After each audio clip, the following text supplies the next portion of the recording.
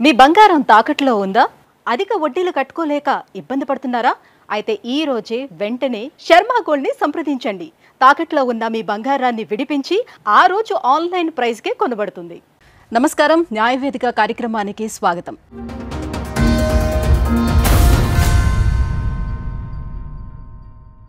సమస్య లేని ఇల్లు ఉండదు, పరిష్కారం లేని సమస్య ఉండదు. అటువంటి ఎన్నో సమస్యలకు పరిష్కారం చూపిస్తూ ఎంతోమంది ప్రజల గుండెల్లోని చిరస్థాయిగా నిలిచిపోయినటువంటి వ్యక్తి ఆకుల రమ్య గారు. హైకోర్టు అడ్వకేట్ ఆకుల రమ్య గారు ఇవాళ మన న్యాయవేదిక కార్యక్రమంలో ఉన్నారు. సో సమస్యతో వచ్చిన వాళ్ళకి ఇవాళ ఒక పరిష్కారం కూడా చూపించబోతున్నారు. నమస్కారం. నమస్తే. అయితే మా మమ్మీ మా ఫాదర్ అనేది చిన్న ఉన్నప్పుడు విడిపోయారు. నేను చిన్న ఉన్నప్పుడు అంటే మా అమ్మమ్మ వాళ్ళు మా మమ్మీని మా డాడీకి చెప్పకుండా మా మమ్మీని నన్ను అమ్మమ్మ వాళ్ళ ఇంటికి తీసుకెళ్ళారు. ఈ వైఫ్ని మీరు వదిలేయడానికి కారణం ఏంటి? కారణం అంటే ఇప్పుడు సంసారం నన్ను దూరం పెట్టేసింది. ఎందుకు అంటే బలిసి అంత పక్కతో దూకితే ఇట్లే ఉంటుంది. ఇది ఆ రోజుల్లో ఆవిడకి అక్రమ సంబంధాలు ఉండేవా? మా నాయన మా డాడీ అనేది ఆయన సంసారం ఆయనకు సపరేట్ ఉంది. మా మమ్మీకి సపరేట్ ఉంది. వాళ్ళు మా డాడీ బిజీ అనే ఉన్నాడు, ఆమె బిజీ అనే ఉంది. మధ్యలో నలిగిపోయింది నేను. నేను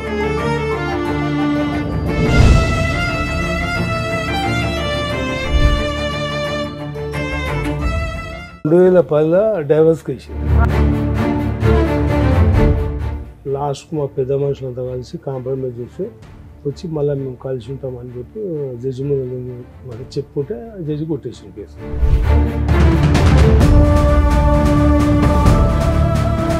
మళ్ళీ ఇప్పుడు డైవర్స్ పెట్టింది. ఎందుకంటే ఆవిడకి డైవర్స్? ఇప్పుడు నా ఏజ్ అబ్బాయిని పెట్టుకొని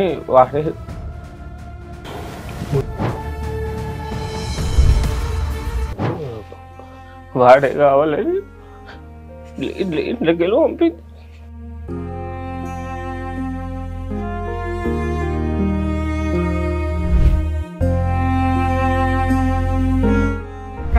అబ్బాయి ఇంట్లో ఉంటాడా? అతను రావడము, అతను ఏంటంటే సొంత వ్యక్తి లాగా ఇంట్లో ఉండడము, వాళ్ళు ఒక సైడు వాళ్ళు ఒక గ్రూప్ అన్నట్లు, నేను ఒక గ్రూప్ అన్నట్లు.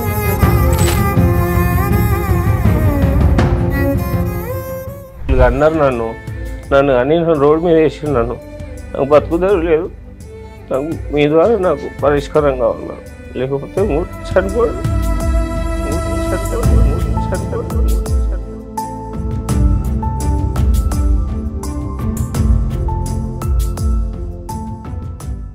మేడం, ఇవాళ మన న్యాయవేదిక కార్యక్రమానికి ఒక సమస్యతో వచ్చారు భాను గారు. సో మరి భాను గారి సమస్య ఏంటో అడిగి తెలుసుకుందాం. నమస్కారం భాను గారు. మీ ఫాదరా? మీ పేరేంటి? అశోక్ గారు. ఏమిటి మీ సమస్య? సార్ ప్రాబ్లం ఎవరిది? ఇద్దరు మీద చెప్పండి. అయితే మా మమ్మీ మా ఫాదర్ అనేది చిన్న ఉన్నప్పుడే విడిపోయారు. నేను చిన్న ఉన్నప్పుడు విడిపోయిన తర్వాత నన్ను అంటే మా అమ్మమ్మ వాళ్ళు మా మమ్మీని మా డాడీకి చెప్పకుండా మా మమ్మీని నన్ను అమ్మమ్మ వాళ్ళ ఇంటికి తీసుకెళ్ళి. కామన్ గా పూర్వం అట్లాగే జరిగేది. ఏదైనా గొడవలు జరిగితే అమ్మ పిల్లల్ని తీసుకుని అమ్మమ్మ వాళ్ళ ఇంటికి వెళ్ళిపోద్ది, అమ్మమ్మ వాళ్ళే పిల్లల్ని పెంచుతూ ఉంటారు. అయితే మా ఇంటికి అమ్మమ్మ వాళ్ళ ఇంటికి వెళ్ళినాక మా అమ్మమ్మ వాళ్ళు మమ్మల్ని ఇంట్లో పెట్టుకోకుండా కొంచెం దూరం చేసి, అంటే ఇంట్లో సరిగా చూసేవాళ్ళు కాకపోతే మా అమ్మ మళ్ళీ బయటికి వచ్చేసి. మీ వయసు ఎంత ఉంటుంది అప్పుడు? 9-8 years. అయితే తర్వాత మళ్ళీ అంటే మీకు తెలుసా అమ్మా నాన్న పోట్లాడుకున్నారు, అమ్మ అమ్మమ్మ వాళ్ళ ఇంటికి వచ్చేసింది, కొంత ఐడియా అయితే ఉంది. ఎన్ని సంవత్సరాలు ఉన్నారు మీ అమ్మమ్మ వాళ్ళ ఇంట్లో మీరు? మేము 2004 నుంచి ఉన్నాం మేడం. అది ఎప్పటిదాకా ఉన్నారు?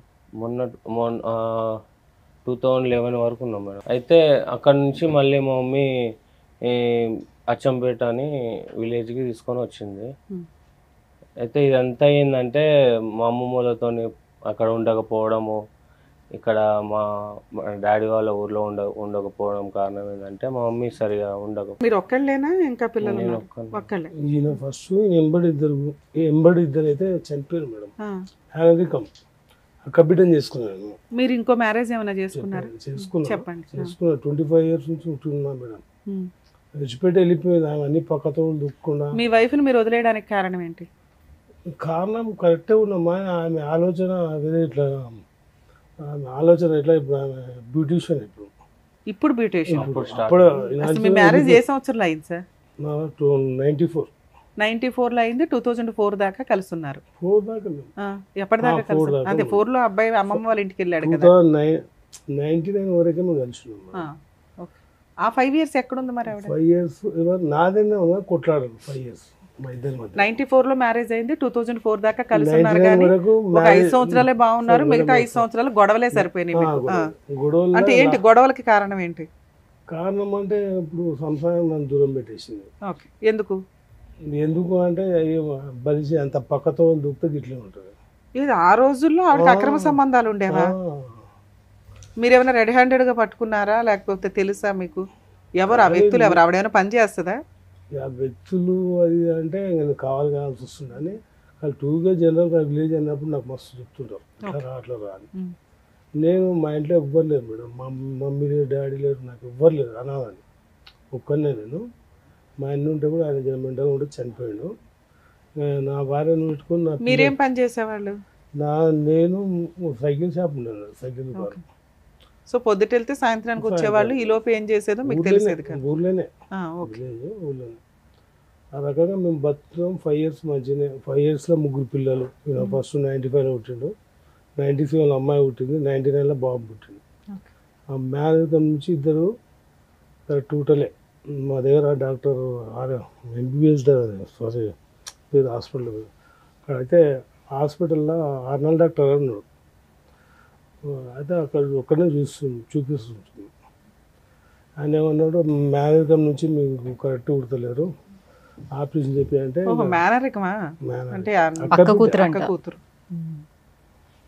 ఆపరేషన్ చేయించినాక 2 పిల్లలు చనిపోయారు మేడం. నేను ఒక్కడు ఉన్నాడు. నేను ఒక్కరిని చూసి ఆట ఆడిచ్చింది ఇష్టం వచ్చినట్టు.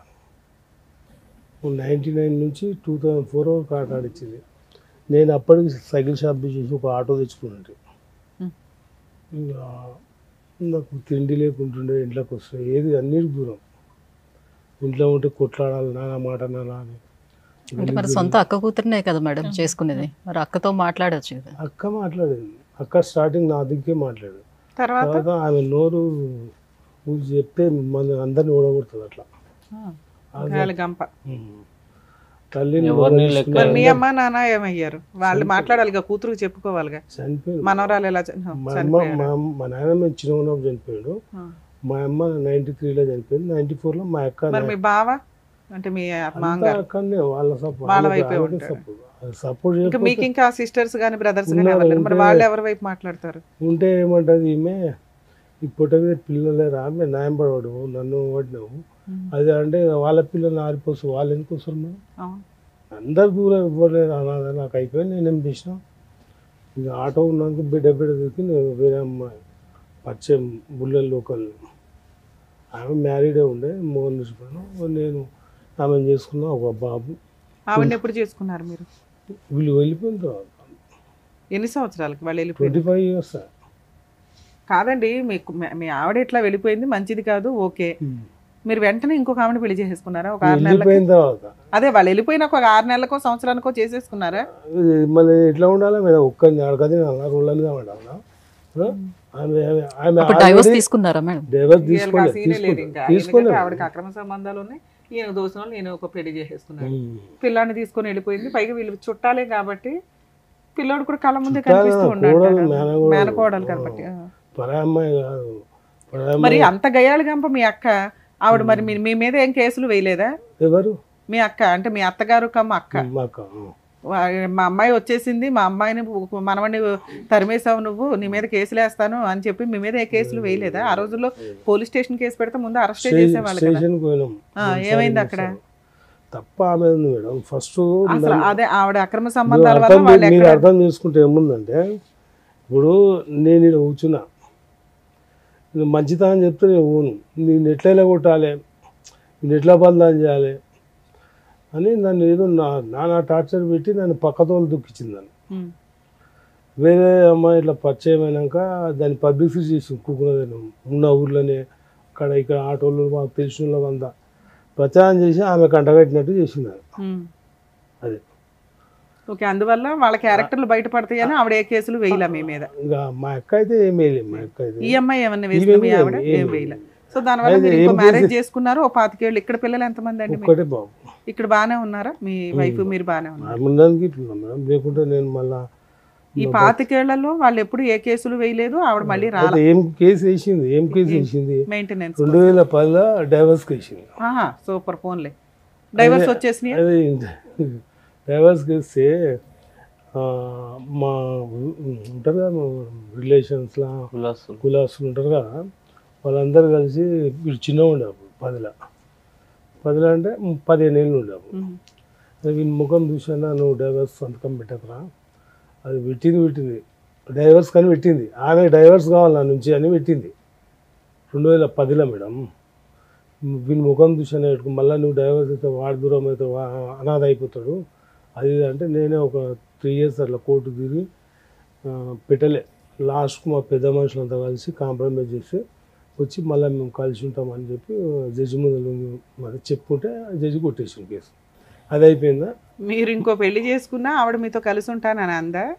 అప్పుడు బాబు కూడా చెప్పాలంటే మా డాడీ అనేది ఆయన సంసారం ఆయనకు సపరేట్ ఉంది, మా మమ్మీకి సపరేట్ ఉంది.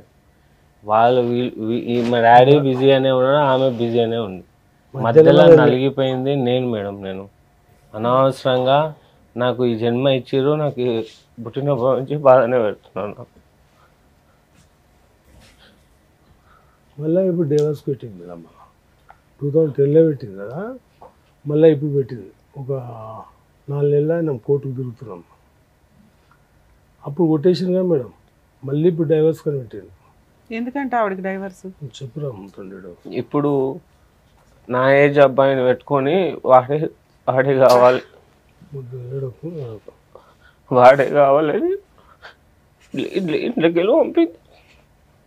నిన్ను పంపించేసిందా? 25 years కింద సేమ్ వీనికైతే నాకు అయింది. ఎందుకు నేను కూడా చచ్చిపోదాం అనుకున్నా, నేను ఏడ్చిన.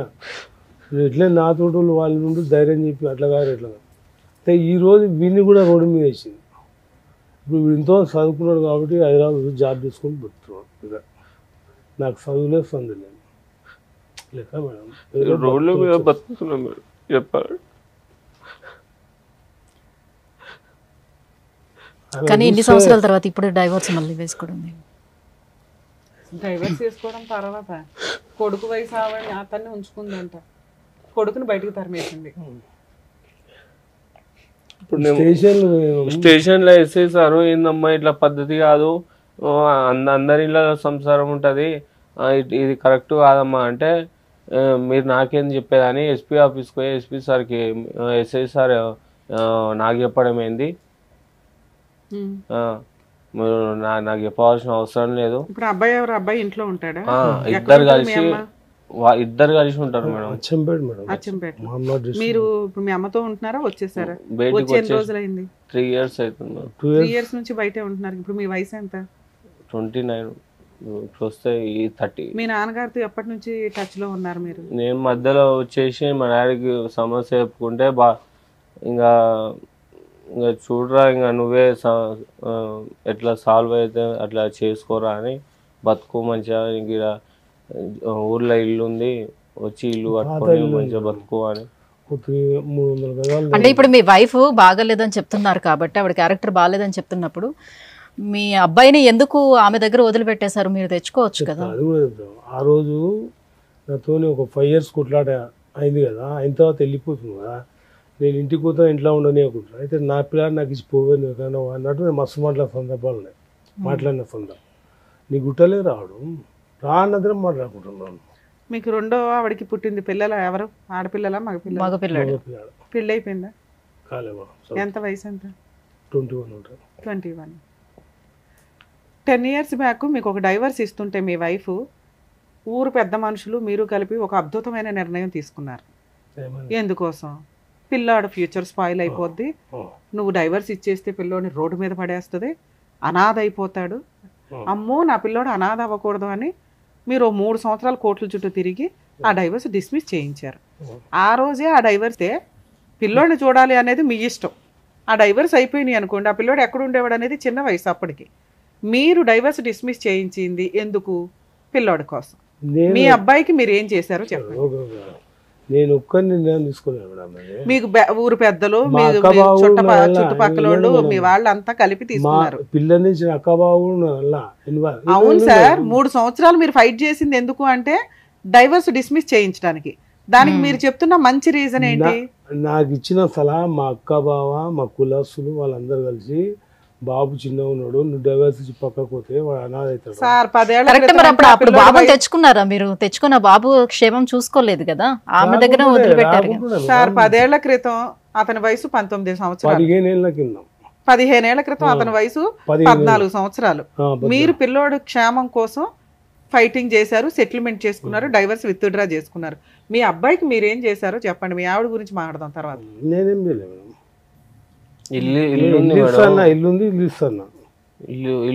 పెళ్లి ఎందుకు చేయలేదు మీరు? ఆల్రెడీ 3 ఏళ్ల నుంచి ఆ పిల్లడు రోడ్లు పెట్టుకుని తిరుగుతున్నాడు. 2 years అయిపోయి 3 రన్ అవుతుంది. ఎవరు లేదు మేడం, ఇల్లు లేదు, ఏం లేదు. పాత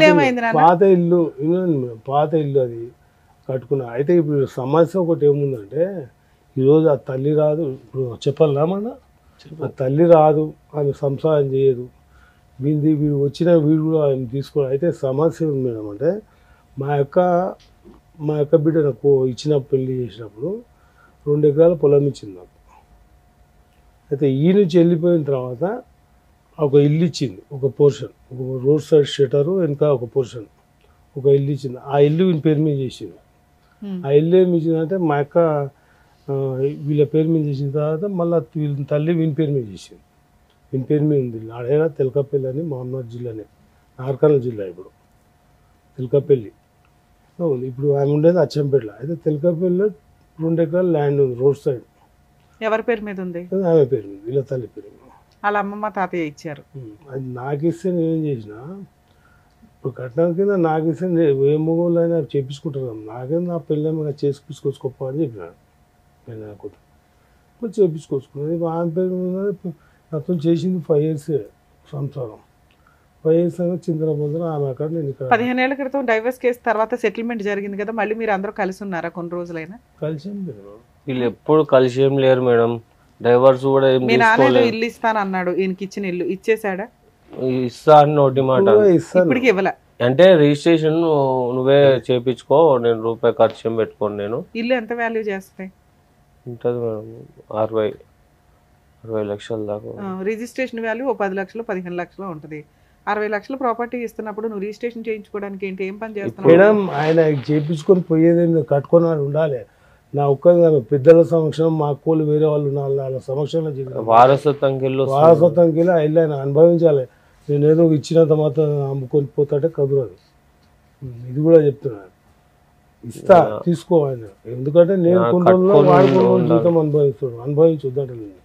ఇప్పుడు సమస్య ఏంది మేడం అంటే, వాళ్ళ అమ్మ 2 acres 14 గుంటలా, 2 ఎకరాలు 4 గుంటలు, 2 ఎకరాలు 4 గుంటలు ఉంటే 30 గుంటల ఇట్లా మధ్యలో రోడ్డు, అవతల 30 గుంటలు, ఇట్లా ఇవతల ఎకరా 14 గుంటలు డాంబర్ రోడ్.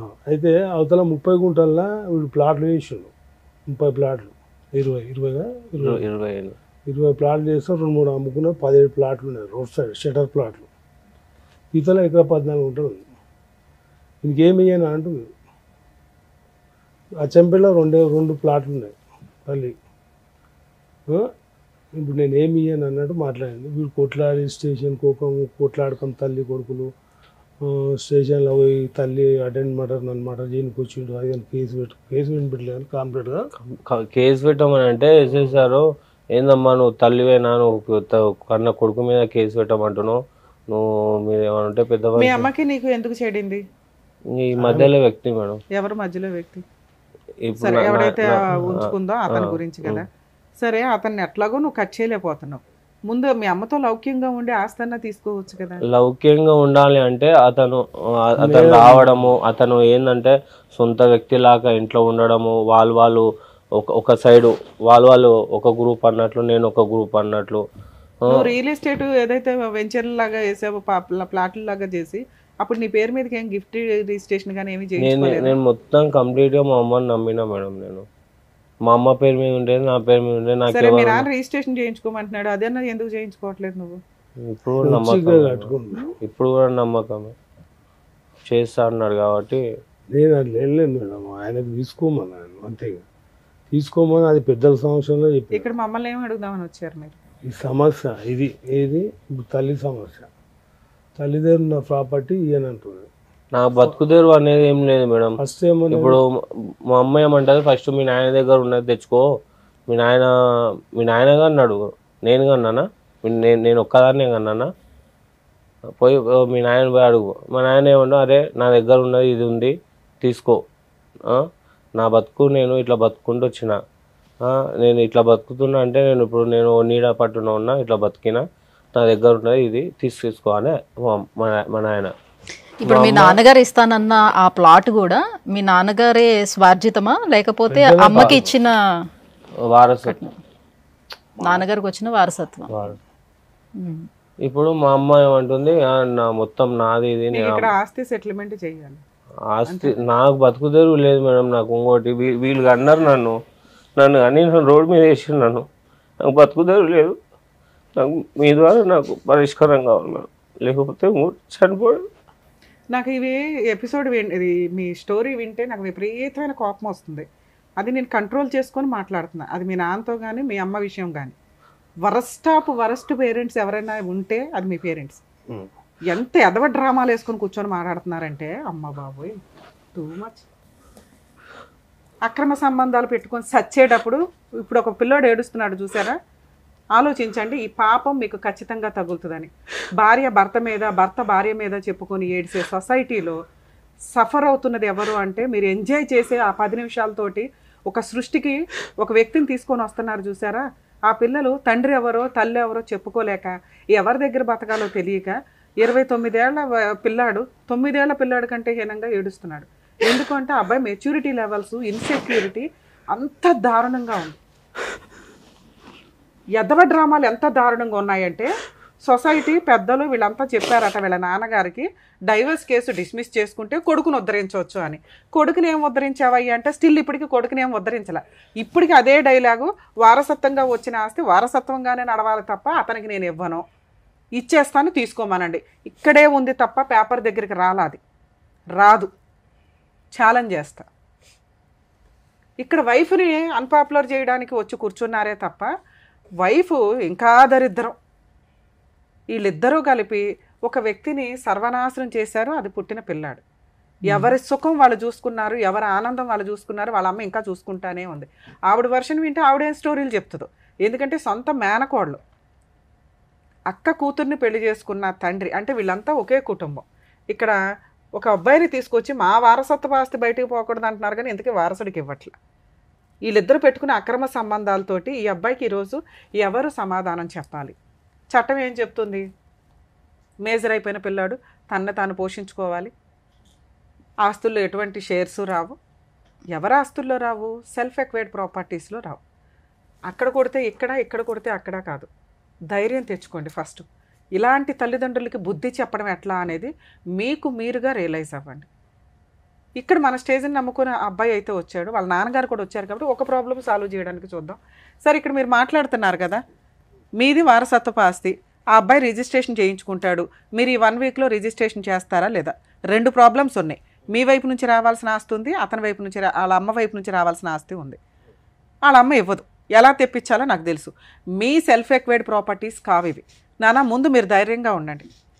ఈయన పక్కన కూర్చున్నాడు కదా అని ఈయనకు ఓటేయడం, ఈయనకు ఆల్రెడీ వీళ్ళ కొడుకు ఇంపార్టెంట్. వాళ్ళ అమ్మ ఉంది, ఈయన సొంత నాన్న ఉన్నాడు, రెండో కొడుకుని వాళ్ళు బాగానే చూసుకుంటున్నారు. నువ్వు ఒక ఆఫ్టర్ ఆల్ కింద లెక్క వాళ్ళకి. అర్థమవుతుందా? 2, మీ అమ్మకి ఆల్రెడీ కొడుకు వయసు ఉన్న వ్యక్తితో తిరుగుతుంది, అతన్నే నమ్ముతుంది. ఎందుకు అంటే మీరు ఇటు కూడా మాట్లాడుతున్నారు కాబట్టి.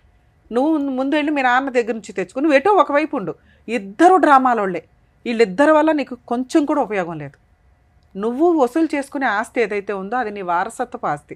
వీళ్ళు ఎవరు ఇవ్వడానికి? కోర్టులో పార్టీషన్ సూట్ అట్లా వేస్తే అయిపోయేదానికి మీ అమ్మ దగ్గరికి వెళ్ళి మర్డర్ కేసు చేయించుకోవడము. చేసుకోవాలి, అదే చెప్తున్నా. చట్టం ఏదుందో నీకు తెలియాలి కదా నాన్న. ఇదేమి వీళ్ళు కష్టపడి సంపాదించిన ఆస్తి కాదు.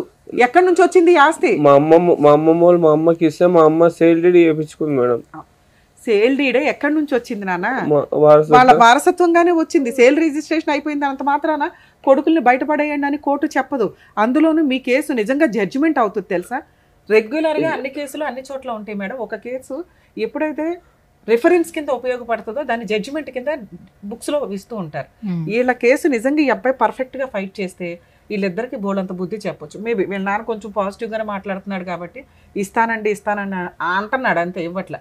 ఈ స్టేజ్ మీద నిజంగా అదన్నా ఇతనికి న్యాయం జరిగితే రెండోది ఎలా చేయొచ్చు అనేది మనం అంటే ఇక్కడ చూస్తుంటే ఈ అబ్బాయే కాస్త వీక్ గా ఉన్నాడు, ఫైట్ చేసే తత్వం కనిపించట్లేదు, చాలా తక్కువగా ఉంది. కాబట్టి అతని సపోర్ట్ ఈయన ఉంటే వీళ్ళ వైఫ్ తోలు తీయడం ఈజీ పని. ఇది ఎట్లా అయిపోయిందంటే నేను ఇస్తే ఆవిడిస్తే నేను అని ఇద్దరు డ్రామాలు ఆడుతున్నారు తప్ప లీగల్. సార్ నిజంగా మీ అబ్బాయికి ఎవరన్నా భూప్రపంచంలో ఈ జన్మలో న్యాయం చేయాలి అంటే అది మీరు ఒక్కళ్ళే. రమ్య గారో టీవీ షోనో కోర్టో కాదు. ఫస్ట్ మీ పాపం మీరు కడుక్కోవాలంటే మీరు కష్టపడి సంపాదించిన ఆస్తి కాదు, మీరు ఏదైతే మాటతో అంటున్నారో అది మనస్సుతో ఆ అబ్బాయికి రిజిస్ట్రేషన్ చేసి పెట్టండి. రిజిస్ట్రేషన్ ఖర్చులు ఏమవుతాయో చెప్పండి అన్న, మన ఆడియన్స్ దగ్గర నుంచి వసూలు చేద్దాం. ఈరోజు నువ్వు ఏ జాబు చేయట్లేదు, నువ్వు 0% ఉన్నావు, అంతేనా? జాబ్ చేస్తున్నారా మీరు? చెప్పు నాన్న, మీరు రిజిస్ట్రేషన్ ఖర్చులు పెట్టుకోగలరా? ఇప్పుడైతే రూపాయి జమ చేసుకోవాలి మేడం. అందుకని నువ్వు డిలే చేస్తున్నావు. ఈయన ఇదిగో అంటున్నారు తప్ప వర్కౌట్ అవ్వట్లేదు. మా అమ్మ చనిపోయి మా అమ్మ పేరు మీద ఉంది ఇల్లు. ఎందుకంటే ఊళ్ళో ఉన్న ఇల్లు కాదు మేడం, కొత్త ప్లాట్ అయితే అది వేరే ఉంటుంది. మా అమ్మ పేరు మీద ఉంది. ఇప్పుడు మా అమ్మ తర్వాత నేనే వస్తుంది. మీరు ఒక్కళ్ళే ఎట్లా అవుతారు? మీ అమ్మ పేరు మీద ఉందంటే మీ అక్క కూడా వస్తుంది కదా. మగపిల్లని అయితే ఒక్కరినే. మా అన్న ఉంటే చనిపోయాడు, ఆయన కూడా మ్యారేజ్ అయ్యింది, భార్య గిట్లా చేస్తే ఆయన యాక్సిడెంట్ చనిపోయాడు, హాస్పిటల్ అయిపోయింది అనేది. వారసులు అయితే నేను ఒక్కనే కదా, కాబట్టి మగపిల్లని నేను ఒక్కనే అని చెప్తున్నాను.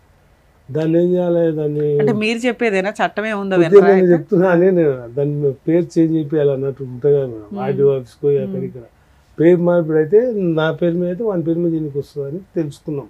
ఆ మాట చెప్తాను. మీ పేరు మీదకి అవుతుంది అన్నారా? అవుతుంది అంట అనుకుంటున్నాం. ఆ పేపర్లు ఉర్దూలో ఉన్నాయి మేడం అప్పట్లో. పొజిషన్ ఎక్కడుంది? మీ దగ్గరే ఉందా పొజిషన్? ఏముంది అందులో? హౌస్ ఉందా? పాతిల్లు ఉందా? ఎవరన్నా రెంట్కుంటున్నారా? అట్లే ఉంది 25 years కింద ఎట్లా పోయిందో అట్లే ఉంది, అట్లే దాన్ని ఏం ముట్టుకోలేదు. సార్ లీగల్ ప్రాసెస్ ప్రకారం అది ఇంకా మీ పేరు మీదకి రాలే.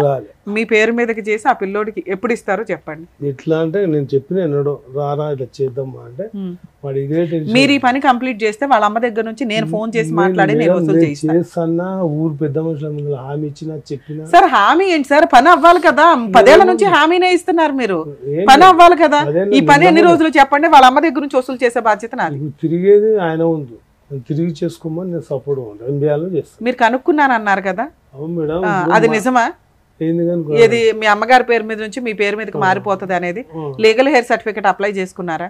ఆర్డీఓ ఆఫీస్ కోవాలంట, బ్లాక్ ఆఫీస్ కోవాలి, మున్సిపాలిటీ తిరగాలి, అన్ని తిరగాలి ఉంటాయంట.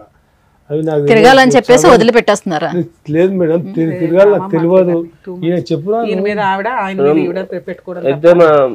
మా నాయన ఇప్పుడు ఒక ఆమెతో అదర్ పర్సన్ తో ఉంటారు కదా మేడం, అక్కడనే ఇంకా బిజీ ఉంటాడు మేడం. ఏమైనా ఉంటే నువ్వు తిరిగి చేసుకొని తెలియదు, మెయిన్ సబ్జెక్ట్ నాకు తెలియదు, ఏమైనా ఉంటే నువ్వే చేసుకో, నేనైతే ఏం చేయలేను అని సంతకం పెట్టిపోతా నేను అని చెప్తాడు మేడం. నాన్న, మీ నాన్నగారు చెప్పిన ప్రాపర్టీ మీ నాన్నగారి పేరు మీదకి మారటం అంత ఈజీ కాదు తెలుసా? అందుకని నీ మీద తోసాడు. మీ అమ్మగారి పేరు మీద ఉన్న ప్రాపర్టీని నీ పేరు మీదకి మార్చడం ఈజీ. కోర్టులో కేసు ఫైల్ చేసేస్తే ఇవాళకి కాకపోతే రేపైనా వస్తాయి. నువ్వు సైకలాజికల్గా కొంత కౌన్సిలింగ్ తీసుకోవడం బెటర్. ఇక్కడ దాకా వచ్చావు కదా, అలాగే ఓ సైకియాట్రిస్ట్ దగ్గర కూడా తీసుకో. ఇది ఒక అడ్వకేట్ ఎంటర్ అయ్యి ఒక 5-6 సంవత్సరాలు ఫైట్ చేస్తే తప్ప ఈ ఆస్తులు మీ పేరు మీదకి రావు. ఇక్కడ మనకున్న ఒక కొంచెం ప్లస్ పాయింట్ ఏంటంటే మీ నాన్నగారి ఆస్తి ఆయన ఎటువంటి అబ్జెక్షన్స్ పెట్టట్లేదు. నువ్వు తీసుకోరా బాబు అంటున్నాడు. అది నువ్వు 100 రూపీస్ బాండ్ పేపర్ మీద రాయించుకో. ఇలా మా అమ్మ దగ్గర నుంచి వచ్చిన ఆస్తి ఏదైతే ఉందో దీని మీద సర్వ హక్కులు నాకు పలానా కొడుక్కి ఇచ్చేస్తున్నాను అని రిజిస్టర్ ఆఫీస్కి వచ్చి సైన్ చేయాల్సిన టైంకి రావాలి అంటే ముందు ఇది ఒకటి రాసి ఉండాలి. అర్థమవుతుందా? ఇలా రాసున్నప్పుడు నీకు ఒక రూపాయి ఖర్చు పెట్టడానికి ఒక హామీ దొరుకుతుంది. ఈ రోజున నువ్వెట్లా మాట్లాడుతున్నావో ఆ రెండో పిల్లోడు కూడా మాట్లాడతాడు.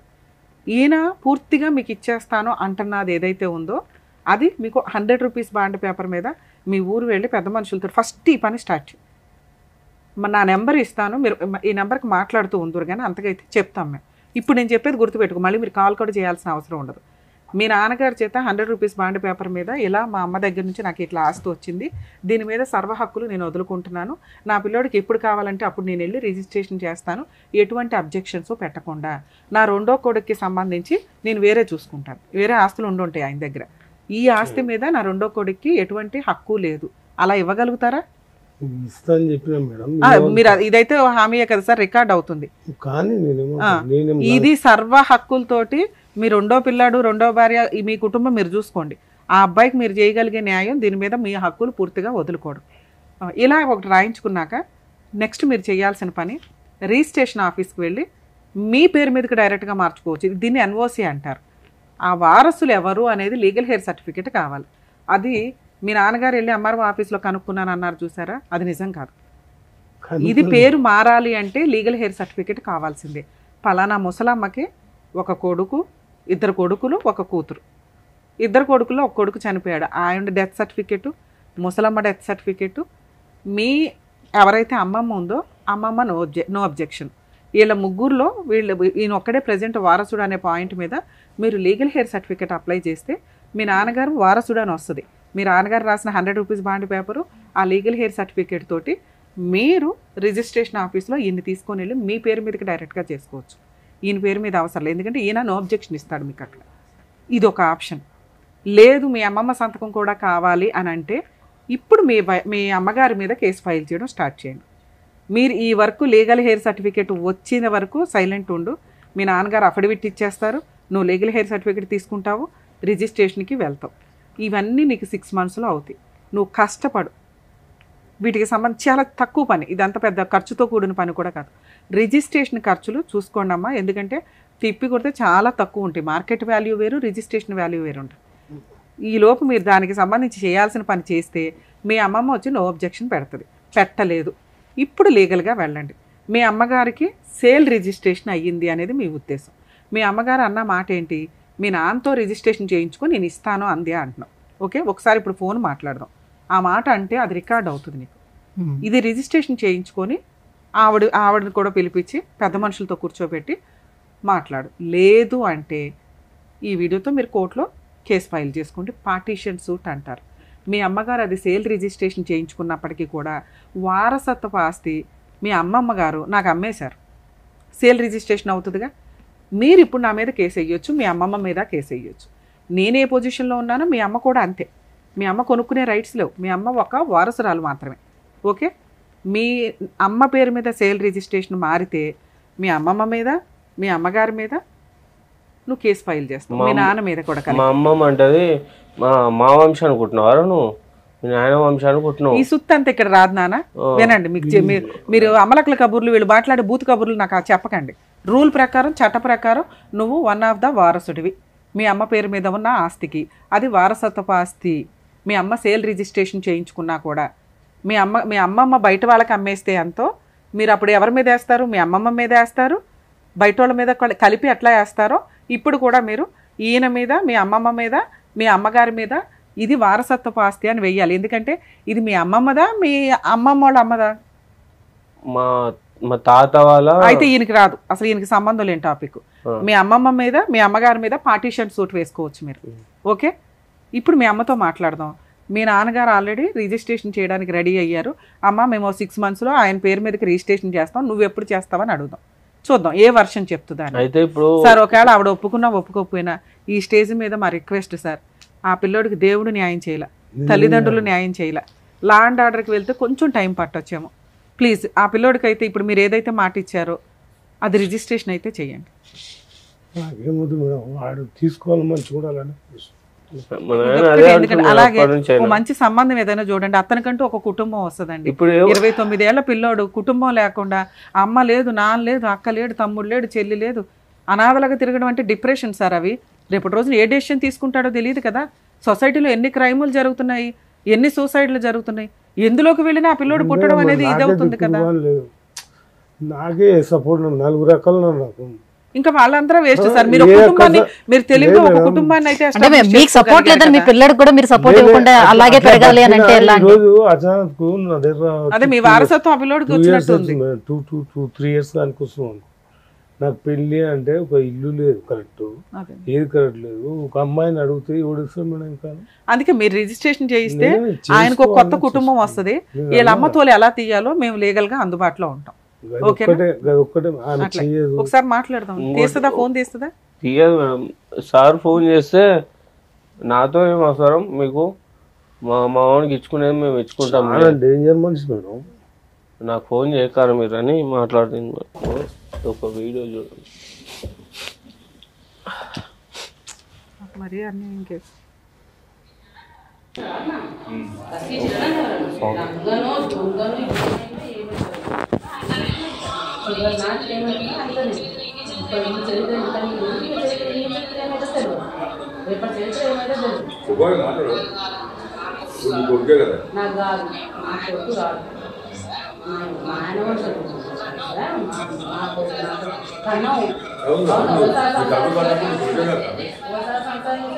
ఎక్కడమ్మా ఇది? స్టేషన్ లో మేడం, పెద్ద మనుషుల పంచాయతీలో స్టేషన్ లో.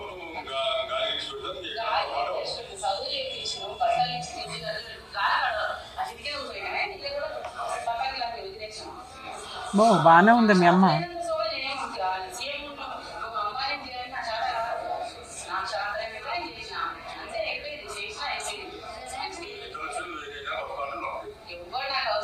పోలీస్ స్టేషన్ లో వాళ్ళ మాట్లాడుతుంది. పెద్ద మనుషుల ఎస్ఐ సార్ పక్కకు పోయి మాట్లాడుకోండి అంటే సార్ ఆయనతో కాపురం చేశాను కన్నాను అంతే. దానికి నా కొడుకు ఎట్లా అవుతాడు? నా కొడుకు ఎట్లా అవుతాడు? కనటం కంటే నా కొడుకు అయిపోతాడా? మా నాయన వంశాన్ని కుట్టిండా అని. వాళ్ళ వంశాన్ని కుడతారు మేడం. ఏం మాటలు మాట్లాడతా. తల్లిదండ్రుల వంశానికి ఇప్పుడు ఏం దానికి అర్థం పడతా ఉందా మేడం? వేరే వంశానికి ఎందుకు సార్? ఎక్కడ కూడా ఇంత కూడా పాజిటివ్ లేకుండానే ఉంది అమ్మాయి. మొత్తం నువ్వేగా, ఇంకెవరు పిల్లలు లేరు కాబట్టి. ఫస్ట్ కాదు, సెకండ్ ఇంకోళ్ళు ఉన్నారా? సెకండ్ ఇద్దరు పిల్లలు. అదే వాళ్ళు చనిపోయారు కదా. ఉన్నదైతే ఈ పిల్లోడు ఒకటే ప్రెసెంట్. ఇప్పుడు ఆ అబ్బాయి ఎవరో ఉంచుకున్న అబ్బాయి వదిలేస్తే రోడ్డు మీదకి వెళ్ళాలి ఆవిడ. ఈవిడ ఓపుకున్నంత కాలం ఎంతమందినైనా ఉంచుకుంటదేమో ఉన్నంతలో. మేము మాట్లాడకూడదు కానీ ఇట్లాంటివి. ఊర్లో కూడా నా ఇజ్జత్ లేకుండా చేసిపోయింది మేడం. నేను గుర్తు చూడు, వీడు ఉన్నప్పుడే నేను లేకుండా విన్నప్పుడు ఊడంటాడు వచ్చిపోతున్నాడు. చెప్పాడు వీడు ఇంత ఉండే అప్పుడు చెప్పరా. అది కూడా నార్మల్ గా మేము తెలకపల్లికి వచ్చినాక ఒక అతను ఉండే, ఒక అంకుల్. ఆయన తర్వాత ఇప్పుడు ఈయన నా ఏజ్ ఆయన తర్వాత ఇంకా అవన్నీ పెద్ద చరిత్ర ఉంది కానీ ఆవిడ అంత స్ట్రాంగ్ గా మాట్లాడుతుంది. కొడుకునే నువ్వేం చేసుకుంటావు చేసుకో అంటే, ఇక్కడ కోడలు వస్తే ఏమన్నా పోనీ లిటిగేషన్ మాట్లాడవచ్చు. కొడుకు ఇంకా పెళ్ళే అవ్వలేదు, కాళ్ళు చేతులు ఉన్నాయిగా, వెళ్ళి సంపాదించుకోమనండి అంటేనే ఇప్పుడు జరిగే క్రైమ్లు అంతంత దూరం వెళ్తానే. కానీ నాన్న కొంచెం మీరైతే ఆలోచన విధానం మార్చుకోండి. వీళ్ళేమి లైఫ్ కాదు, ఈ ఆస్తి లైఫ్ కాదు. జీరోతో ఉండి లైఫ్ రన్ చేస్తున్న వాళ్ళు కొన్ని కోట్ల మంది ఉన్నారు బయట. ఈ ఆస్తులు ఉన్నాయి, వీళ్ళంతా చనిపోయారు అనుకో, ఎట్లా బతుకుతావు? అలా బతకాలి కదా. నాకు ఉన్నాయని ఆశతోటి ఎందుకు ఆలోచిస్తున్నావు నువ్వు? నాకు స్టార్టింగ్ నుంచి ఇప్పుడు నాకు వీళ్ళ ప్రపంచం చూసుకుంటా పెరిగినా మేడం. నేను ఎక్కడ చూసావు? ఏ ప్రపంచం చూసావు? నాన్న ఎక్కడ ఉన్నాడు, అమ్మ ఎక్కడ ఉంది నీకు? 2004 వరకు మా నాన్న దగ్గర ఉన్నా. 2004 నుంచి మా అమ్మమ్మూల ఇంటికి వెళ్ళి మా అమ్మ నేను చాలా మొన్నటి వరకు కోవిడ్ లో బోడు మంది పోయారు. బతుకుతున్నారా బతకట్లేదా? ఆ రోజు వీళ్ళిద్దరు పోయారు అనుకో, అనుకుంటావా అనుకోవా? అనుకుంటేనే నీకు ఒక కొత్త లైఫ్ వస్తుంది. చక్కగా ఉన్నావు, మంచి అమ్మాయిని లవ్ చేసి పెళ్లి చేసుకోవచ్చు. వీళ్ళే పెళ్లి చేయాలని లేదు. మీ నాన్న ఎలా అయితే తన కుటుంబాన్ని ఎస్టాబ్లిష్ చేసుకున్నాడో నువ్వు కూడా అలా ఎస్టాబ్లిష్ చేసుకోవాలి. ఎవరో వచ్చి దానం చేయాలి, ఎవరో వచ్చి సహాయం చేయాలి అనుకుంటే నీకు నీ లైఫ్ ఎవ్వడూ సాల్వ్ చేయలేడు. మీరు ఫస్ట్ సెల్ఫ్గా, మీ అమ్మ కోపంతో ఏదైతే అంటుందో ఆవిడ కుళ్ళుతోనూ ఆస్తి ఇవ్వకుండా ఉండడానికి అంటుంది. నేను ఎందుకు మాట్లాడుతున్నానంటే మీ కాళ్ళ మీద మీరు నిలబడడం మీకు చాలా అవసరం. నేను ఇప్పుడు నిలబడే బతుకుతున్నా మేడం. నిలబడడం అంటే నువ్వు నడిచి వెళ్ళడం గురించి నేను మాట్లాడట్లా. సెల్ఫ్ గా ఒక కుటుంబాన్ని ఎస్టాబ్లిష్ చేసుకోవడం. నేను అదే మ్యారేజ్ చూడను అంటే అదే నేను ఇప్పుడు ఏం చెప్తాను, మీ నాన్న చూడడం, మీ అమ్మ చూడదు, పెళ్లి చేసుకోవు. అయితే బయట పోగానే మనకు పోగానే రాన్నారా? ఎంతకాలం ఏం చేసావు ఇలాంటి కాపురంలో ఉన్నప్పుడు? వీళ్ళ మధ్యలో పడి నేను ఎంతసేపు ఉద్యోగం ఏమేమి నువ్వు సర్చ్ చేసుకోలేదా? ఉద్యోగం చేసిన మేడం, నేను చేసిన. ఇప్పుడు రోడ్ మీద ఎవరి లక్షణాలు సార్? ఆవిడ ఉన్నంత రఫ్ లేదు, మీరున్నంత ధైర్యంగాను లేడు. ఏంటిది? బాగానే ఉన్నాడు, అదేమంటారు ఎమోషన్ అవుతున్నాడు బాగా. ఉంది మన కడుపులో అయితే బాగా ఉంది. చాలా సార్, అంత దారుణంగానే. పిల్లోడు మీరు సేవ్ చేయాలి, ఎట్లాగో తప్పదు. అసలు మేము రెగ్యులర్ ఒక కన్నేసి ఉంచాలి. పిల్లోడు ఎట్లా ఉంటున్నాడు, హైదరాబాద్ ఉంటాడు మేడం, మొదటి జడ్చల నుంచి 80 కిలోమీటర్స్. అయితే ఇప్పుడు నేను ఎన్నోసార్లు చెప్పిన, ఇప్పుడు పిల్లని అంటే పిల్ల సడన్గా చూసుకో, మా కులంలో నాకు పిల్లలు దొరుకుతలేరు. ఒక పొజిషన్ నువ్వు పొజిషన్ లేకుంటే నీకు తగ్గట్టే దొరుకుతావు. సరే, కొత్తగా మా ఎపిసోడ్ లో ఒక సెన్సేషనల్ గా ఒకటి అనాలనుకుంటున్నాం. అబ్బాయి అయితే మంచోడు, కాకపోతే అమాయకుడు, ఫ్యామిలీ బ్యాక్గ్రౌండ్ ఏమీ లేదు, 0. ఏం చదువుకున్నావు నాన్న? బీటెక్ చదివాడు. ఏం జాబ్ చేస్తున్నావు? శాలరీ ఎంత వస్తుంది? 30. ప్రాపర్టీస్ 0. పార్టీషన్ సూట్ ఏమైనా వేసుకుంటే భవిష్యత్తులో రావచ్చు. పనికి మాలిన అమ్మ, వేస్ట్ తండ్రి ఉన్నారు. సో వాళ్ళు ఉన్నా లేకపోయినా ఒకటే. అంటే మీకు అత్తమామల పంచాయతీ లేదు, ఆడపడుచుల పంచాయతీ లేదు, ఏమీ లేదు. ఎవరన్నా ఒక మంచి సంబంధం ఉంటే ఖచ్చితంగా కామెంట్స్లో కాంటాక్ట్ అవ్వండి. వీళ్ళ నెంబర్ తీసుకొని మేము ముందుండి పెళ్లి చేస్తాం. పెళ్లి ఖర్చులు కూడా అంటే నామినల్గా ఏదో గుళ్ళో తీసుకెళ్ళైతే పెళ్లి చేయగలుగుతాం ఉన్నంతలో. పిల్లోడు మంచోడు. ప్రాపర్టీస్ గురించి కానీ సెల్ఫ్గా వాళ్ళకి బతకగలగాలి. ఒక కుటుంబం వస్తే ఈ అబ్బాయి హ్యాపీగా ఉంటాడు అనేది నా ఉద్దేశం. సరేనా? ఉన్నంత వరకు మనం చేయగలిగింది అది. 2, మీ నాన్నగారితో ప్రాపర్టీ రాయించుకో. 3, ఒక అడ్వకేట్ని పెట్టుకుని పార్టీషన్ సూట్ వేయి. ఒకవేళ అడ్వకేట్ని పెట్టుకోలేని మేడం అంటే లోక్ అదాలత్ అని ఒకటి ఉంటుంది. మీరు ఎక్కడైతే ఉంటారో అక్కడ లోక్ అదాలత్లో మీరు ఒక పిటిషన్ ఫైల్ చేస్తే వాళ్ళు ఫ్రీ లీగల్ ఎయిడ్ ప్రొవైడ్ చేస్తారు మీకు. మీ అమ్మగారు చెప్తున్నట్లు ఆ ఆస్తి మీకు రాకుండా పోదు. సేల్ రిజిస్ట్రేషన్ కాబట్టి మీకు రాదు అనడం నిజం కాదు. మీ అమ్మమ్మ దగ్గర నుంచి వారసత్వంగా వచ్చిన ఆస్తి ఆవిడ కొనుక్కుంది. మీ అమ్మమ్మకి ఎక్కడి నుంచి వచ్చింది? వాళ్ళ అమ్మ దగ్గర నుంచి వచ్చింది. అంటే వీళ్ళంతా కూడా వారసుల కిందే. మా తాత మా అమ్మకి ఇచ్చిండు. అదే ఇవ్వడం వాళ్ళ తాత దగ్గర నుంచి మీ అమ్మమ్మకి, వాళ్ళ ముత్తాత దగ్గర నుంచి. ఇదే వారసత్వ ఆస్తి కిందే లెక్క. అమ్మ సైడ్ వాళ్ళే నాన్న, ఇది వారసత్వ ఆస్తి కిందే లెక్క. మీరు ఒక లిటిగేషన్ పిటిషన్ ఫైల్ చేస్తే మీ అమ్మ 2 మాటలు అంటుంది. ఒకటి, మీ నాన్న దగ్గర నుంచి తెచ్చుకుంటే ఇస్తానని. నువ్వు ఆల్రెడీ మీ నాన్న దగ్గర నుంచి తెచ్చుకున్నాకే కేసు వేస్తావు. ఆటోమేటిక్గా మీకు ఏమైనా కొంత రావడానికి అవకాశం ఉంది, కోర్టు దాకా వెళ్లకుండానే. లేదు అంటే మీరు కేసు వేయండి, ఈ ప్రపోజల్తో పాటు అక్కడి నుంచి కూడా మీకు రావాల్సిన షేర్ వచ్చేస్తుంది. సరేనా? All the best. జాగ్రత్త. నమస్కారం మేడం. తల్లిదండ్రులు వాళ్ళ సుఖాల కోసం చూసుకొని ఒక అబ్బాయిని, వాళ్ళ కన్న కొడుకునికి మాత్రం అన్యాయం అయితే చేశారు. సో అబ్బాయికి సంబంధించినటువంటి ఆస్తి ఏ రకంగా రావాలి ఏంటి అనే విషయాల్లోని ఒక సజెషన్ అయితే మంచిగా ఇవ్వగలిగారు. అబ్బాయి పిటిషన్ మొదటిసారిగా సంబంధం కూడా డెఫినెట్గా. Thank you so much ma'am. So ఒక మంచి సజెషన్ అయితే ఇచ్చారు. అలాగే అబ్బాయి ఒకవేళ పిటిషన్ కనుక వేసుకున్నట్లయితే అబ్బాయికి సపోర్టింగ్ గా కూడా నిలుస్తారని ఆశిస్తున్నాం. Thank you so much. So US చూస్తున్నారే కదా. సో ఆస్తికి సంబంధించిన విషయాలు కానివ్వండి, లేకపోతే ఫ్యామిలీ ఇష్యూస్ కానివ్వండి, ఇలా ఏ సమస్యతో మీరు సఫర్ అవుతున్నా కూడా కింద స్క్రోల్ అవుతున్నటువంటి నెంబర్కి కాంటాక్ట్ చేయండి. సో హైకోర్టు అడ్వకేట్ అయినటువంటి ఆకుల రమ్య గారి నుంచి మంచి సజెషన్ మీరు పొందే అవకాశం కూడా ఉంటుంది. Thank you.